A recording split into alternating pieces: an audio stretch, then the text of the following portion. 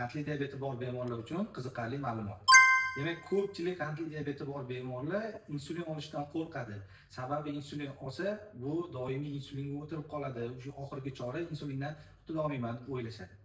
Aslida bu insulin tabiiy inson organizmidan oshqozon osti bezidan ishlab chiqariluvchi gormon.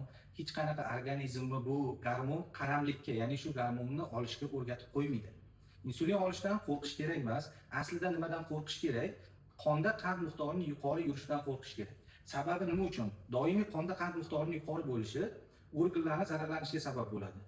Misol uchun, ko'z ashuviga, nerv sistemasiga zarar yetkazadi. Buning natijasida qo'l, oyoqlarda kuchli og'riq bo'ladi.